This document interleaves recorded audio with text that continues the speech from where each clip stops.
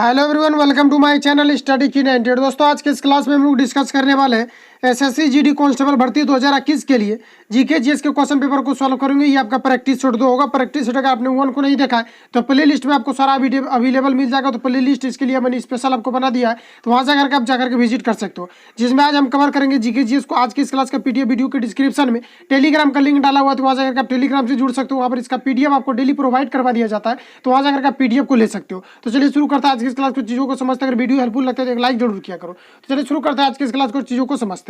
पहला प्रश्न यार आप सभी के सामने यहाँ पर आपके एक नंबर में जो पूछा जा रहा है कि मुद्रास्फीति कैसे नियंत्रित की जा सकती है, आपको यहाँ पर पूछा रहा है। तो देखिए, मुद्रास्फीति सबसे पहले हम लोग यहाँ पर ये समझते हैं कि मुद्रास्फीति जो होता है आपका, ये आपका क्या होता है, क्योंकि मुद्रास्फीति से रिलेटेड आपका बार बार प्रश्न पूछा जाता है। तो यहाँ पर अगर हम लोग बात करें मुद्रास्फीति की, तो मुद्रास्फीति में क्या होता है कि मुद्रा का जो होता है आरबीआई के द्वारा इसका जो छपाई अधिक कर दिया जाता है। जो मुद्रा का छपाई अधिक हो जाता है तो क्या करता है कि हम लोग वस्तुओं के मांग में क्या करते हैं, वृद्धि कर देते हैं। और वस्तु का जो उत्पादन होता है ये क्या होता है कि सीमित होता है, जिसके कारण से वस्तु का उत्पादित जो मात्राएं होती है वो क्या होता है कि आपूर्ति नहीं हो पाता, जिसके कारण से मुद्रास्फीति की समस्याएं उत्पन्न होती है। और जिसके कारण से हम लोग वस्तु का क्या करते हैं, अधिक मात्रा में जब खरीदना शुरू कर देते हैं, तो जब वस्तु को हम लोग अधिक मात्रा में जब खरीदना प्रारंभ कर देते हैं तो वहाँ पर क्या होता है कि मांग जो होता है ये बढ़ जाता है। और वस्तु का जो मांग होता है जब बढ़ जाता है तो यहाँ पर क्या होता है कि वस्तु का कीमत भी बढ़ जाता है। और जब वस्तु का कीमत बढ़ जाता है और मुद्रा का जो वैल्यू रहता है ये क्या होता है कि घट जाता है। इसी को हम लोग क्या कहते हैं, मुद्रास्फीति कहते हैं। यानी कि वस्तु के मांग में अगर वृद्धि हो जाए और वस्तु की आपूर्ति कम हो जाए तो इसको हम लोग क्या कहते हैं, मुद्रास्फीति के नाम से जानते हैं। तो यहाँ पर आप हम लोग ऑप्शन को यहाँ पर पढ़ते हैं।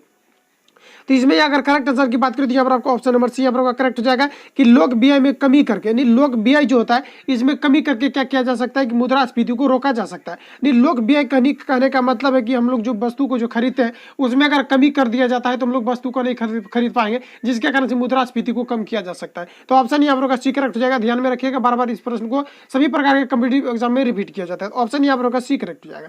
नेक्स्ट क्वेश्चन आगे बढ़ते हैं। नेक्स्ट हम लोग को पूछा जा रहा है 2 नंबर में, प्रथम विश्व युद्ध के समय किसको रिक्रूटिंग सार्जेंट कहा गया था, ये आपको यहाँ पर पूछा। यानी पर जब प्रथम विश्व युद्ध हुआ था, और प्रथम विश्व युद्ध की अगर हम लोग यहाँ पर सबसे पहले बात कर ले तो याद रखिएगा प्रथम जो विश्व युद्ध हुआ था ये कब हुआ था, ये 28 जुलाई को और 1914 को, 28 जुलाई 1914 को प्रथम विश्व युद्ध हुआ था। और प्रथम विश्व युद्ध के दौरान महात्मा गांधी के द्वारा यानी कि भारत के जितने भी जवान थे सभी को जो है सेना में भर्ती करने के लिए अपील किया गया था महात्मा गांधी के द्वारा। तो महात्मा गांधी के द्वारा जो भारत में जो सैनिकों में जो यानी भर्ती करने के लिए जो बल दिया गया था इसको हम लोग क्या कहते हैं, तो महात्मा गांधी को प्रथम विश्व युद्ध के दौरान ही कहा गया था कि रिक्रूटिंग सार्जेंट। इसलिए कहा गया था क्योंकि भारतीय सेना में जो भर्ती करने के लिए जो युवाओं का जो ये अपील किया गया था, इसीलिए महात्मा गांधी को रिक्रूटिंग सार्जेंट के नाम से जाना जाता है। ये भी पूछा जाता है कि महात्मा गांधी को रिक्रूटिंग सार्जेंट कब से कहा जाता है, तो याद रखिएगा कि यानी कि 1914 से कहा गया था जब प्रथम विश्व युद्ध हुआ था। तो यहाँ पर अगर करेक्ट आंसर की अगर हम लोग बात करें तो यहाँ पर आपको महात्मा गांधी करेक्ट आंसर हो जाएगा। क्योंकि चीजें जो यहाँ पर आपसे पूछा जा रहा है कि प्रथम विश्व युद्ध के दौरान किसको रिक्रूटिंग सार्जेंट कहा गया था, तो ये महात्मा गांधी को कहा गया था। तो ऑप्शन यहाँ पर सी करेक्ट हो जाएगा। इतने फैक्ट आपको यहाँ से याद रखना है। नेक्स्ट क्वेश्चन आगे बढ़ते हैं। नेक्स्ट हम लोग को पूछा जा रहा है 3 नंबर में कि बुद्ध को प्रबोध कहाँ प्राप्त हुआ था, ये आपको यहाँ पर पूछा जा रहा है। तो अगर हम लोग बात करें कि बुद्ध को जो प्रबोध प्राप्त हुआ था ये कहाँ पर हुआ था, तो ये बोध गया में हुआ था। Correct answer option number B यहाँ पर आपका करेक्ट। यानी बुद्ध को जो ज्ञान की प्राप्ति हुई थी ये कहाँ पर हुआ था, ये बोध गया में हुआ था, एक पीपल के पेड़ के नीचे हुआ था। तो correct answer option number B यहाँ पर आपका करेक्ट हो जाएगा। और इनके द्वारा यानी बुद्ध के द्वारा जो प्रथम उपदेश के बारे में पूछा जाता है कि प्रथम जो उपदेश दिया गया था बुद्ध के द्वारा ये कहाँ पर दिया गया था, तो इसको भी आप लोग याद रखेंगे कि ये सारनाथ में सर्वप्रथम इसके द्वारा उपदेश दिया गया था। इनकी मृत्यु की अगर हम लोग बात करें कि कहां पर हुआ था, तो मृत्यु के बारे में भी याद रखना कि ये लुम्बिनी में हुआ था। इतने चीज आपको इससे बहुत से रिलेटेड पूछा जाता है। Correct answer option number B यहाँ पर करेक्ट हो जाएगा। नेक्स्ट क्वेश्चन आगे बढ़ते हैं। नेक्स्ट हम लोग को पूछा रहा है कि स्मॉग एक मिश्रण है। तो पता है कि धुआं जो होता है स्मॉग ये किसका मिश्रण होता है, ये चीजों को आपको यहाँ पर पूछा जा रहा है। तो इसको डायरेक्ट याद रखना है कि धूम और कोहरे का जो मिश्रण होता है ये आपका स्मॉग होता है। Correct answer option number B यहाँ पर आपका करेक्ट हो जाएगा। नेक्स्ट क्वेश्चन आगे बढ़ते हैं। नेक्स्ट यहाँ पर आपको पूछा जा रहा है कि भारतीय संविधान सभा गठित करने का आधार क्या था, ये आपको यहाँ पर पूछा जा रहा है। तो देखिए, भारतीय संविधान सभा का जो गठित करने का जो आधार था इसका मुख्य आधार था cabinet mission plan 1946। Correct answer option number B यहाँ पर आपका करेक्ट हो जाएगा, जिसका कि मुख्य उद्देश्य था भारतीय संविधान सभा का गठन करना। तो ऑप्शन यहाँ पर आपका बी करेक्ट हो जाएगा। नेक्स्ट क्वेश्चन आगे बढ़ते हैं। नेक्स्ट यहाँ पर आपको पूछा जा रहा है पश्चिमी यूरोप का तापमान बढ़ाने के लिए कौन सा धारा उत्तरदायी, ये आपको यहाँ पर पूछा रहा है। तो बताइए पश्चिमी यूरोप का जो तापमान अगर बढ़ाना हो तो इसका जो है इसके लिए मुख्य रूप से उत्तरदायी कौन सी जो है जलधारा हो सकता है, ये आपको यहाँ पर पूछा जा रहा है। इसके लिए जलधारा की अगर हम बात करें तो उत्तर विषुवतीय जलधारा हो सकता है। Correct answer option number D यहाँ पर आपका करेक्ट हो जाएगा, जो कि यूरोप को तापमान को बढ़ाने के लिए काफी महत्वपूर्ण भूमिका निभाती है। Correct answer option number B यहाँ पर आपका करेक्ट हो जाएगा। नेक्स्ट क्वेश्चन आगे बढ़ते हैं। नेक्स्ट यहाँ पर आपको पूछा जा रहा है भारत में नोट जारी करने की करने की कौन सी प्रणाली अपनाई जाती है, आपको यहाँ पर पूछा जा रहा है। तो देखिए भारत में जो नोट को जो जारी करने के लिए जो प्रणाली को जो अपनाई जाती है, इसमें न्यूनतम आरक्षण प्रणाली को अपनाई जाती है। Correct answer option number B यहाँ पर करेक्ट हो जाएगा। इसके अलावा अगर हम लोग यहाँ पर बात करें तो याद रखिए कि 1 रुपए के नोट के बारे में बराबर पूछा जाता है। तो 1 रुपए की अगर हम लोग नोट के बारे में अगर यहाँ पर हम लोग बात करें तो 1 रुपए का नोट जो मुद्रण जो इसका किया जाता है इस वित्त मंत्रालय के द्वारा किया जाता है। इसके अलावा सभी नोटों की अगर हम लोग यहाँ पर बात करें तो RBI के द्वारा किया जाता है। यानी सीधा यहाँ पर हम लोग ये समझते हैं कि नोटों का जो मुद्रण किया जाता है ये RBI के द्वारा किया जाता है। और 1 रुपए के बारे में आपसे बराबर पूछा जाता है कि 1 रुपए का जो मुद्रण किया जाता है किसके द्वारा, तो ये वित्त मंत्रालय के द्वारा किया जाता है। और इस पर जो हस्ताक्षर होते हैं इसमें वित्त मंत्रालय के हस्ताक्षर होते हैं। ऑप्शन यहाँ पर आपका बी करेक्ट हो जाएगा कि भारत में नोट जारी करने की कौन सी प्रणाली को अपनाई जाती है, तो न्यूनतम आरक्षण प्रणाली को अपनाई जाती है। ऑप्शन यहाँ पर बी करेक्ट हो जाएगा। और क्वेश्चन में किसी भी प्रकार का अगर आपको डाउट होता है या किसी प्रकार का प्रॉब्लम होता है तो आप हमें कमेंट बॉक्स में पूछेंगे, उसका रिप्लाई आपको वहीं पर मिल जाएगा। तो ऑप्शन यहाँ पर बी करेक्ट हो जाएगा। नेक्स्ट क्वेश्चन आगे बढ़ते हैं। नेक्स्ट यहाँ पर पूछा जा रहा है हाइड्रोजन के परमाणु में कौन सा मौलिक अनुपस्थित होता है, मौलिक कण जो होता है ये अनुपस्थित होता है। ये आपको यहाँ पर पूछा जा रहा है। अनुपस्थित करने का मतलब कि उपस्थित नहीं होता है। तो यहाँ पर अगर हम लोग बात करें तो देखिए सभी प्रकार के परमाणु में क्या होता है कि इलेक्ट्रॉन आपका पाया जाता है, इसके अलावा प्रोटॉन पाया जाता है, इसके अलावा न्यूट्रॉन पाया, यानी सभी प्रकार के जो कण होते हैं इसमें क्या होता है कि इलेक्ट्रॉन परमाणु होते हैं, इसमें क्या होता है कि इलेक्ट्रॉन, प्रोटॉन और न्यूट्रॉन पाए जाते हैं। लेकिन इसके अलावा अगर हम लोग बात करें कि हाइड्रोजन की, हाइड्रोजन में कौन सा मौलिक कण जो है आपका ये नहीं पाया जाता है, तो याद रखिए कि इसमें आपका न्यूट्रॉन नहीं पाया जाता है। Correct answer option number C यहाँ पर आपका करेक्ट हो जाए। इसके अलावा अगर हम बात करें तो प्रोटॉन के बारे में याद कि प्रोटॉन पर जो आपका आवेश होता है इस पर आपका पॉजिटिव होता है, और इलेक्ट्रॉन की अगर हम लोग बात करें तो इस पर आपका निगेटिव होता है। और निगेटिव चार्ज के बारे में जो इलेक्ट्रॉन पर जो खोज किया था ये जे थॉमसन के द्वारा किया गया था। और प्रोटॉन की अगर हम लोग बात करें तो प्रोटॉन पर जो किया गया था गोल्डस्टीन के द्वारा किया गया था। इसके अलावा न्यूट्रॉन की बात करें तो न्यूट्रॉन पर किसी भी प्रकार का आवेश नहीं होता। इतने फैक्ट को आपको यहाँ से याद रखना है। ऑप्शन यहाँ पर सी करेक्ट हो जाएगा। नेक्स्ट क्वेश्चन आगे बढ़ते हैं। नेक्स्ट यहाँ पर पूछा जा रहा है 19 नंबर में, किसी ऊंचाई से पृथ्वी की और स्वतंत्रता पूर्वक गिर रही वस्तु एक समान डैश से गिरती है। तो बताया कि कोई भी वस्तु का अगर स्वतंत्रता पूर्वक अगर ऊपर से नीचे गिराया जा सकता है तो उसमें कौन सा एक समान जो है यानी कि कांस्टेंट रह सकता है, क्या चीज उसमें कांस्टेंट रह सकता है, इसके बारे में यहाँ पर आपको पूछा। तो देखिए अगर हम लोग यहाँ पर बात करें यहाँ पर अगर तो यहाँ पर देखिए अगर गति की हम लोग बात करें तो गति क्या होता है कि परिवर्तन होता है। तो ये कोई भी वस्तु को अगर हम लोग ऊपर फेंकते हैं या ऊपर से अगर गिराते हैं तो वो क्या होता है कि जो वो क्या होता है कि नीचे की ओर गिरता है तो उसमें क्या होता है कि उस प्रकार से उसमें क्या होता है कि उसकी गति में वृद्धि होता है। तो आपका यहाँ पर गलत हो जाएगा। कौन सा यहाँ पर समान होना चाहिए, इसके बारे में यहाँ पर हमको पूछा। त्वरण की अगर हम लोग बात करें तो त्वरण में परिवर्तन हो सकता है। क्योंकि वायुमंडल में क्या होता है कि बहुत सारे क्या होता है कि धूलकण उपस्थित होते हैं और वो उस वस्तु को, जिस वस्तु को हम ऊपर से नीचे की ओर गिरा रहे हैं, इसमें क्या होता है कि रगड़ होता है। धूप उसमें जो धूलकण पाया जाए तो उससे क्या होता है रगड़ होता है, और जब रगड़ होता है तो उसमें त्वरण उत्पन्न होगा। तो ये आपका यहाँ पर correct answer option number B यहाँ पर आपका हो जाएगा कि किसी भी वस्तु को स्वतंत्रता पूर्वक अगर गिराई जाती है तो उसमें क्या होगा उसके त्वरण में परिवर्तन हो सकता है। क्योंकि किसी जगह पर क्या होता है कि कम धूलकण होते हैं, किसी जगह पर अधिक होते हैं। इस प्रकार से ऑप्शन यहाँ पर बी करेक्ट हो जाएगा।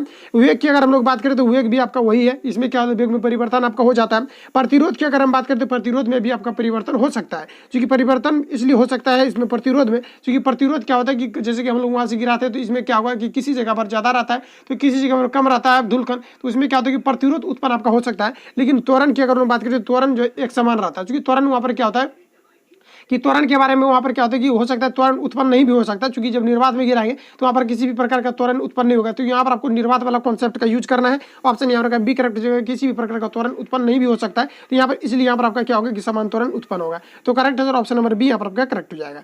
नेक्स्ट क्वेश्चन आगे बढ़ते हैं। नेक्स्ट यहाँ पर आपको पूछा जा रहा है 10 नंबर में कि स्वचालित वाहनों में प्रयुक्त द्रव चालित ब्रेक किस प्रकार का किसका सीधा प्रयोग करता है, ये आपको यहाँ पर पूछा। तो देखिए क्या होता है कि जो हम लोग किसी भी वाहन में जो ब्रेक लगाते हैं तो उसमें क्या होता है कि सी ऑयल डाला हुआ रहता है। उसमें क्या होता है कि सी ऑयल जो डाला रहता है उसमें क्या होता है कि द्रव रहता है। सी ऑयल एक तेल होता है जो कि द्रव के रूप में कार्य करता है, उसी से क्या होता है कि पावर ब्रेक रखता है। तो उसमें क्या होता है कि जैसे कि किसी भी बंद द्रव पर अगर मान लेते कि ये आपका यहाँ पर प्लास्टिक है और इसमें अगर आप द्रव को भर दिए अगर किसी भी स्थान पर यहाँ पर अगर दबाते हैं तो पास्कल का, चूंकि पास्कल का ये नियम है कि बंद द्रव पर किसी भी भाग पर डाला गया दाब समान रूप से संचरित होता है, सभी दिशाओं में समान रूप से बल लगता है। तो इसको हम लोग क्या कहते हैं पास्कल का नियम कहते हैं। और ये क्या होता है कि ब्रेक जो लगता है हाइड्रोलिक ब्रेक जिसको हम लोग बोलते हैं, तो इसमें क्या होता है कि ये पास्कल के नियम के सिद्धांत पर भी कार्य करता है। तो इसमें क्या होता है कि जैसे हम लोग ब्रेक मारते हैं तो सभी यानी कि सभी जिस ब्रेक का यानी इस्तेमाल चक्का में किया जाता है इसमें क्या होता है कि सभी पहिए में समान रूप से लगता है, यानी सभी पहिए में समान रूप से लगता है। तभी क्या होता है कि गाड़ी स्थिर यानी कि वो क्या होता है कि आसानी से रुक पाता नहीं। तो एक अगर एक पहिया में लगेगा तो ब्रेक क्या हो सकता है कि टूट सकता है यानी खिंचा सकता है।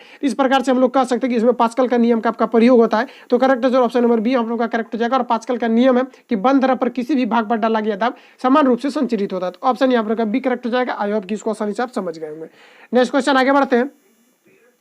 नेक्स्ट नंबर को पूछा जा रहा है 11 नंबर में कि 10 किलोग्राम का एक पिंड जमीन से 10 मीटर की ऊंचाई पर है, इसकी स्थितिज ऊर्जा क्या होगी, ये आपको यहाँ पर पूछा जा रहा है। तो यानी कहने का मतलब कि यहाँ पर आपको पोटेंशियल एनर्जी पूछा जा रहा है, यानी स्थितिज ऊर्जा के बारे में पूछा जा रहा है। तो देखिए स्थितिज ऊर्जा देखिए क्या होता है कि एक होता है आपका हाफ एमवी स्क्वायर, लेकिन हाफ एमवी जो स्क्वायर होता है ये कहाँ पर लागू होता है, तो ये आपका लागू होता है जैसे कि किसी भी वस्तु को जमीन पर अगर चल रहा है तो वहाँ पर आपका क्या होता है, एक काइनेटिक एनर्जी होता है, दूसरा आपका पोटेंशियल एनर्जी होता है। लेकिन अगर हम लोग बात करें ऊंचाई के बारे में, अगर आपसे कहा जाता है कि किसी भी वस्तु को अगर ऊंचाई पर यानी हाइट पर अगर रखा जाता है तो इसमें क्या होता है कि आपका जी का भी प्रयोग होगा, क्योंकि उसमें क्या होगा ग्रेविटेशनल फोर्स कार्य करेगा, यानी गुरुत्व बल कार्य करेगा।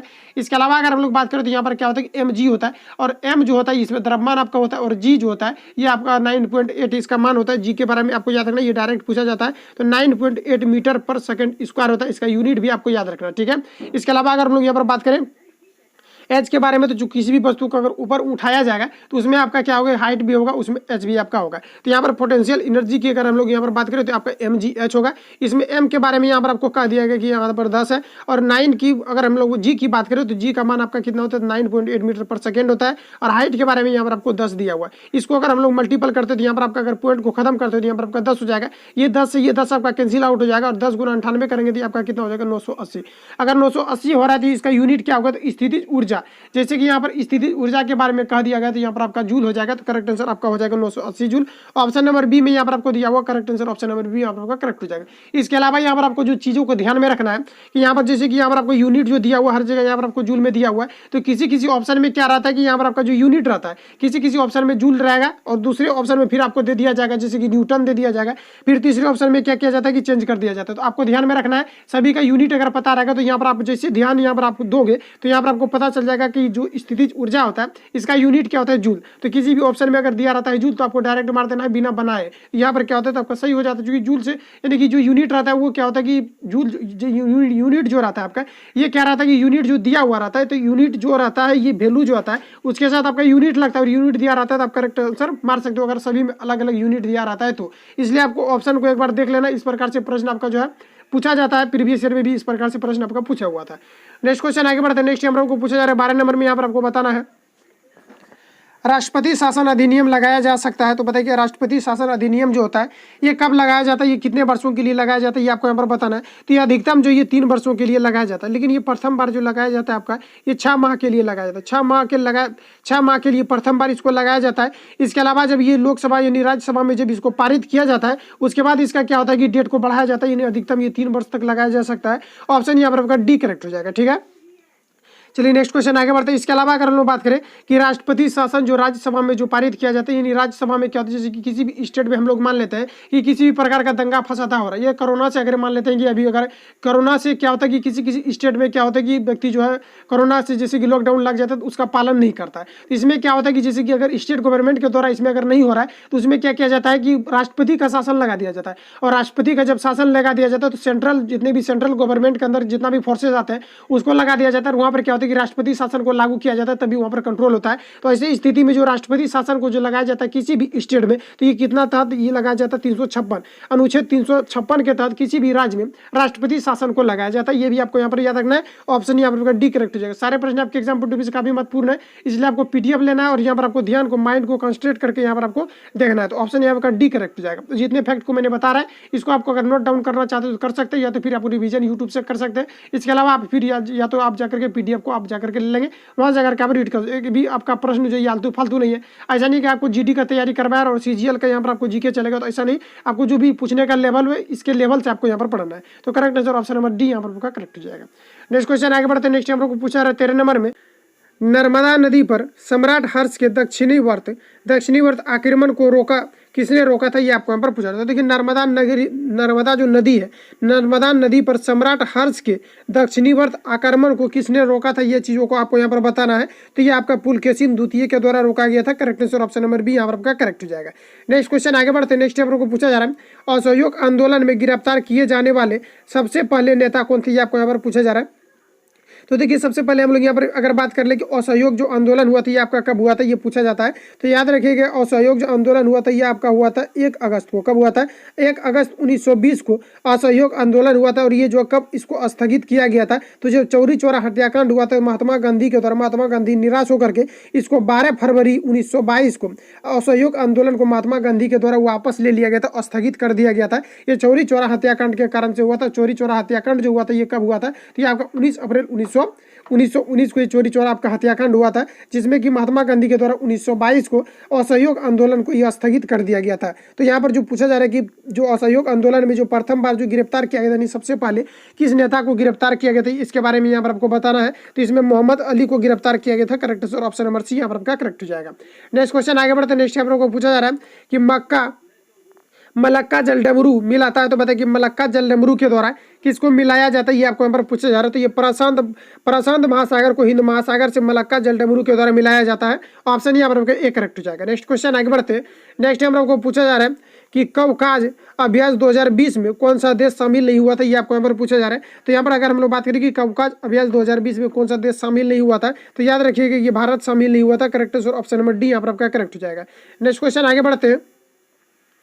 नेक्स्ट हम आपको पूछा जा रहा है 17 नंबर में कि 15 जनवरी 1921 को विदेश मंत्रालय ने अंतर्राष्ट्रीय सौर संगठन की अध्यक्षता की सदस्यता का सार्वभौमिकता से संबंधित एक प्रेस विज्ञप्ति जारी किया। इसके अनुसार 15 जनवरी 1921 तक कितने देशों ने ISA रूपरेखा समझौता पर हस्ताक्षर किया, ये आपको यहाँ पर पूछा जा रहा है। तो बताइए कि कितने देशों के द्वारा इस पर हस्ताक्षर किया गया था। तो याद रखिए कि ये 80 देशों के द्वारा किया गया था। ऑप्शन यहाँ पर आपका डी करेक्ट हो जाएगा। नेक्स्ट क्वेश्चन आगे बढ़ते हैं। नेक्स्ट हम लोग को पूछा जा रहा है कि इस कंपनी ने इंडियन प्रीमियम लीग 2020 के लिए टाइटिल प्रायोजक का अधिकार प्राप्त किया था, ये आपको यहाँ पर पूछा जा रहा है। तो यहाँ पर अगर हम बात करें कि किस कंपनी के द्वारा इंडियन प्रीमियम लीग 2020 के लिए टाइटिल प्रायोजक अधिकार का प्राप्त किया गया था, ये आपको यहाँ पर पूछा जा रहा है। तो इसमें अगर हम लोग करेक्ट आंसर की बात करें तो ये आपका ड्रीम 11 हो जाएगा। Correct answer option number C यहाँ पर आपका करेक्ट होता है। कुछ करंट अफेयर जो होता है ये पीछे का भी पूछ दिया जाता है, जो हाईलाइटेड होता है उसको पीछे का पूछा जाता है। इसके अलावा जो भी आपका करंट अफेयर न्यू बनेंगे, लेटेस्ट बनेंगे, इसको भी हम प्रत्येक वीडियो में करवाते जाएंगे। आ जाता है जब तक आपका एग्जाम डेट नहीं आ जाता तब तक आपको करंट अफेयर को नहीं पढ़ना है, क्योंकि एग्जाम डेट आने के बाद भी आपका क्या होता है कि 20 दिन कम से कम बचता है, तो 1 महीना भी डेट बच जाता है। तो इसमें क्या करना चाहिए आपको, करंट अफेयर पढ़ना है। इसके पहले आपको जीके जीएस हिंदी रीजनिंग, इसके अलावा आपका मैथ को जो है स्ट्रेम करते रहना है। ऑप्शन यहाँ पर सी करेक्ट है। करंट अफेयर ऐसे भी ये लास्ट में पढ़ने का चीज है। नेक्स्ट क्वेश्चन आगे बढ़ते हैं। नेक्स्ट यहाँ पर 19 नंबर पूछा जा रहा है कि चीन किस क्षेत्र में दुनिया का सबसे अधिक ऊंचाई वाला क्लाउड कंप्यूटिंग डाटा सेंटर बना रहा है। तो बताइए कि चीन के द्वारा किस क्षेत्र में क्लाउड कंप्यूटिंग डाटा सेंटर जो है दुनिया का सबसे ऊंचा बना रहा है, ये चीज़ों को आपको यहाँ पर बताना। तो ये तिब्बत में बना रहा है। Correct answer option number B यहाँ पर आपका करेक्ट हो जाएगा। नेक्स्ट क्वेश्चन आगे बढ़ते हैं। नेक्स्ट नंबर को पूछा जा रहा है कि महिलाओं को फ्री सैनिटरी पैड मुहैया कराने वाला प्रथम देश कौन सा, ये आपको यहाँ पर पूछा जा रहा है। तो इसमें करेक्ट आंसर आपका हो जाएगा ये स्कॉटलैंड है। करेक्ट आंसर ऑप्शन नंबर यहाँ पर करेक्ट हो जाएगा, जो कि महिलाओं को फ्री सैनिटरी पैड मुहैया कराने वाला प्रथम देश है। करेक्ट आंसर ऑप्शन नंबर यहाँ पर आपका करेक्ट हो जाएगा। नेक्स्ट क्वेश्चन आगे बढ़ते हैं। नेक्स्ट हम लोग को पूछा जा रहा है कि कोलकाता और आगरा के बीच टेलीग्राफ लाइन की शुरुआत कब हुई थी, ये आपको यहाँ पर पूछा जा रहा है। तो कोलकाता और आगरा के बीच की अगर हम लोग बात करें कि टेलीग्राफ लाइन जो शुरू किया गया था ये कब किया गया था, ये 1853 में किया गया था। Correct answer option number B यहाँ पर आपका करेक्ट हो जाएगा। चलिए नेक्स्ट क्वेश्चन आगे बढ़ते हैं। नेक्स्ट हम लोग को पूछा जा रहा है कि गदर पार्टी का मुख्यालय कहाँ था, ये आपको यहाँ पर पूछा जा रहा है। तो गदर पार्टी का जो मुख्यालय था ये आपका सैन फ्रांसिस्को था। ऑप्शन यहाँ पर बी करेक्ट हो जाए। ये आपका रिपीटेड प्रश्न है, ध्यान में रखेंगे। ऑप्शन यहाँ पर सी करेक्ट है, क्योंकि देखिए एसएससी जीडी या फिर आपका रेलवे का अगर ग्रुप डी का एग्जाम होता है या फिर एनटीपीसी का एग्जाम होता है, तो इसमें क्या होता है कि कई सारे शिफ्ट में आपका एग्जाम होता है। तो कई सारे शिफ्ट में अगर एग्जाम होता है जिसमें क्या होता है कि क्वेश्चन को बराबर इसमें रिपीट किया जाता है, क्योंकि उतना क्वेश्चन फिर लाना कहाँ से, चूंकि वही क्वेश्चन को तो फिर आपका जो है बार बार रिपीट किया जाना है, तो इसलिए आपको प्रीवियस ईयर को पूरा आपको कमांड कर लेना है। तो ऑप्शन यहाँ पर आपका सी करेक्ट हो जाएगा। इसके अलावा अगर हम लोग बात करें तो याद रखिए कि गदर पार्टी का जो स्थापना जो किया गया था ये कब किया गया था, 1913 में किया गया था। ये लाला हरदयाल के द्वारा ये गदर पार्टी की स्थापना 1913 में किया गया था। इसका मुख्यालय कहाँ था, आपका सैन फ्रांसिस्को है। ऑप्शन यहाँ पर आपका सी करेक्ट हो जाएगा। इसका जो प्रथम जो अध्यक्ष बनाया गया था गदर पार्टी का मोहनलाल खानवा को बनाया गया था। किसको बनाया गया था, तो याद रखिएगा कि ये मोहनलाल खानवा को सर्वप्रथम जो अध्यक्ष बनाया गया था गदर पार्टी का, ये किसको बनाया गया था, मोहनलाल खानवा को बनाया गया था। ऑप्शन यहाँ पर सी करेक्ट है। नेक्स्ट क्वेश्चन आगे बढ़ते हैं। नेक्स्ट हम लोग को पूछा जा रहा है कि एनु जनजाति कहाँ पाई जाती है, आपको यहाँ पर पूछा है। तो बताइए कि एनु जनजाति जो है ये आपका कहाँ पर पाई जाती है, तो याद रखिए कि जापान में एनु जनजाति पाई जाती है। Correct answer option number B यहाँ पर आपका करेक्ट हो जाएगा। नेक्स्ट क्वेश्चन आगे बढ़ते हैं। नेक्स्ट हम लोग को पूछा जाए कि भारत में प्रथम सर स्वर चलचित्र आलम आरा का निर्माण कब हुआ था, ये आपको यहाँ पर पूछा। तो बताइए कि आलम आरा VVI क्वेश्चन है, आपको प्रीवियस ईयर में भी पूछा हुआ है। ये आलम आरा का जो निर्माण हुआ था ये सर्वप्रथम ये कहाँ पर कब हुआ था आलम आरा का निर्माण, ये आपको यहाँ पर पूछा। तो ये आपको 1931 में हुआ था। ऑप्शन यहाँ पर बी करेक्ट हो जाएगा। अगर हम लोग बात करें कि ये आलम आरा जो है ये क्या है, तो एक प्रकार का प्रथम फिल्म है, यानी कि ये प्रथम जो फिल्म है ये आलम आरा है। ठीक है, सॉरी आलम आरा जो प्रथम फिल्म की अगर हम लोग बात करें तो ये आपका राजा हरिश्चंद्र हो जाएगा। ठीक है, ये राजा हरिश्चंद्र हो जाएगा। लेकिन अगर हम बात करें कि चलचित्र जो है, चलचित्र का यानी कि प्रथम जो चलचित्र था इसका निर्माण कब हुआ, तो याद रखिए कि चलचित्र ये सिनेमा का निर्माण कब हुआ था, तो 1931 में हुआ था। लेकिन अगर लोग बात करें कि प्रथम जो आपका फिल्म था ये कौन सा था, तो याद रखिए कि राजा हरिश्चंद्र था। कौन सा था, राजा हरिश्चंद्र। ये भारत का प्रथम फिल्म था। ऑप्शन यहाँ पर आपका बी करेक्ट हो जाएगा। और फिल्म के क्षेत्र से रिलेटेड आपको पुरस्कार के बारे में भी पूछा जाता है, तो याद रखिएगा कि फिल्म के क्षेत्र में जो प्रथम जो पुरस्कार यानी जो पुरस्कार जो दिया जाता है ये कौन सा दिया जाता है, तो ये साहब यानी कि दादा साहब फाल्के पुरस्कार जो है ये फिल्म के क्षेत्र में दिया जाता है। करेक्ट ऑप्शन नंबर बी यहाँ पर आपका करेक्ट हो जाएगा। इतने चीजों को आपको यहाँ से याद रखना है। नेक्स्ट क्वेश्चन आगे बढ़ते हैं। नेक्स्ट हम लोग को 25 नंबर पूछा रहा है कि किस नदी के किनारे न्यूयॉर्क शहर बसा हुआ है। तो बताइए कि न्यूयॉर्क शहर किस नदी के किनारे बसा हुआ है। तो नदी से रिलेटेड मैंने आपको एक स्पेशल वीडियो में करा दिया है, तो ये आपको प्ले लिस्ट में अवेलेबल मिल जाएगा, तो वहाँ जाकर के आप लोग जरूर इसको विजिट कर लीजिएगा। क्योंकि नदी से रिलेटेड मैंने स्पेशल कौन सा शहर किस नदी के तट पर अवस्थित है इसके बारे में मैंने स्पेशल आपको बताया। तो नदी से रिलेटेड आपका किसी भी प्रकार का प्रश्न नहीं छूटेगा अगर वो वीडियो को आप जाकर के देख लेते हो तो यहाँ पर जो चीज़ें पूछे रहे कि किस नदी के किनारे आपका न्यूयॉर्क शहर बसा हुआ, ये आपको यहाँ पर पूछा जा रहा है। तो ये आपका हडसन नदी के किनारे बसा हुआ। Correct answer option number C यहाँ पर आपका करेक्ट हो जाएगा। बस इतना ही प्रश्न लेकर के आए थे। मिलेंगे नेक्स्ट वीडियो में। अगर वीडियो आपको हेल्पफुल लगता है तो लाइक कमेंट शेयर कीजिए। मिलता है नेक्स्ट वीडियो के साथ। Thank you for watching. Best of luck. जय हिंद। Bless you.